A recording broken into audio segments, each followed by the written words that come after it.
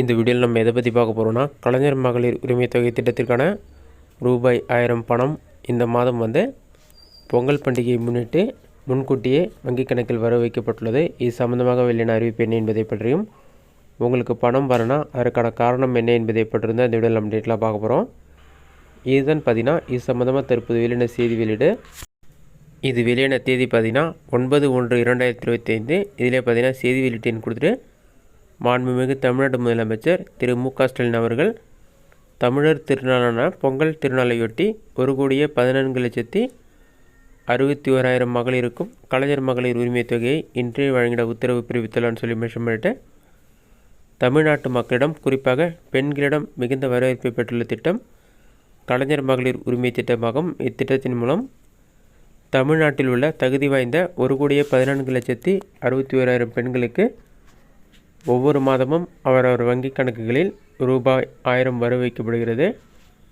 எதிர்வரும் தமிழர் திருநாளான பொங்கல் திருநாளை சிறப்பாக கொண்டாடும் வகையில் கலைஞர் மகளிர் உரிமை தொகை 1000 ரூபாய் முன்கூட்டியே வழங்கிட தமிழ்நாடு முதலமைச்சர் திரு மு.க. ஸ்டாலின் அவர்கள் இன்று 9/1/2025 1,14,61,000 பெண்களின் வங்கிக் கணக்குகளில் வர வைக்கும் பணிகள் இன்று காலை முதலே தொடங்கப்பட்டுள்ளது. அனைவருக்கும் இன்று அவர்கள் வங்கிக் கணக்குகளில் 1000 ரூபாய் வரவு வைக்கப்படுகிறது என்பது குறிப்பிடத்தக்கது. இதுதான் பார்த்தீங்கன்னா தற்போதைய முக்கிய அறிவிப்பு. இன்றே பார்த்தீங்கன்னா தகுதியான பெண்கள் அனைவருக்கும் 1000 ரூபாய் வங்கிக் கணக்கில் வரவு வைக்கப்படும் சொல்லியிருக்காங்க. ஒரு சில பேருக்கு பணம் வரல சொல்லியிருந்தாங்க. அந்த மாதிரி இருக்கவங்களுக்கு கண்டிப்பாக நாளை அவர்கள் வங்கிக் கணக்கில் பணம் வந்துவிடும். ஒரு சில பேங்க்குடைய சர்வர் ப்ராப்ளத்தில் அமௌண்ட் கிரெடிட் ஆக கொஞ்சம் டிலே. இது மட்டும் இல்லாமல் உங்களுடைய வருமானம் அவங்க சொல்லியிருக்கிறத விட அதிகரிக்கப்பட்டிருந்தாலும் உங்களோட விண்ணப்பத்தை நிராகரிக்கப்பட்டிருப்பாங்க. அந்த மாதிரி டைமில் நீங்கள் அப்ளிகேஷன் ஸ்டேட்டஸ் தான் செக் பண்ணி பார்க்கணும். அப்ளிகேஷன் ஸ்டேட்டஸ் செக் பண்ணி உங்களோட அப்ளிகேஷன் ரிஜெக்ட் ஆகிருக்கிறேன்னு சொல்லி டீட்டெயில் செக் பண்ணுற மாதிரி இருக்கும். அப்ளிகேஷன் ஸ்டேட்டஸ் எப்படி செக் பண்ணுறது என்பதை பற்றியும் பார்க்கலாம். சர்ச்சில் போயிட்டு KMUT.TN.GOV சொல்லி டைப் பண்ணுங்கள்.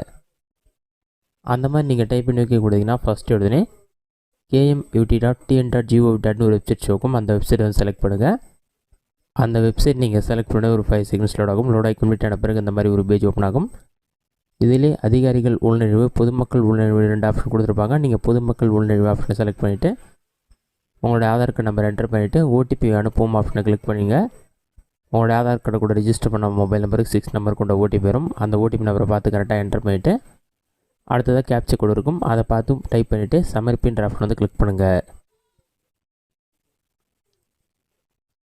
நீங்கள் சமர்ப்பி கொடுத்தோன்னே உங்களுக்கு அப்ளிகேஷன் ஸ்டேட்டஸ் ஷோ ஆக ஆரம்பிச்சிடும். ஃபஸ்ட்டு ஆதார் கார்டில் இருக்க டீட்டெயில்ஸ், உங்களுடைய photo, name, Aadhaar card number, date of birth, இந்த டீட்டெயில்ஸ்லாம் உங்களுக்கு ஷோ ஆகும். அட்ரஸ் டீட்டெயில்ஸ் எல்லாமே இருக்கும். அடுத்ததாக மகளிர் உரிமை தொகைக்கான அப்ளிகேஷன் ஸ்டேட்டஸ் ஷோ ஆக ஆரம்பிச்சிடும். உங்களுடைய நேம், முகவரி, கைபேசி எண், குடும்ப அட்டை எண் எல்லாமே இருக்கும். கடைசியாக விண்ணப்பம் செய்யாதவர் தங்களின் ஆதார் எண் தரவுப்பட்டியல் இல்லைன்னு வருது. நான் அப்ளை பண்ணாதால் இந்த மாதிரி ஷோ ஆகுது.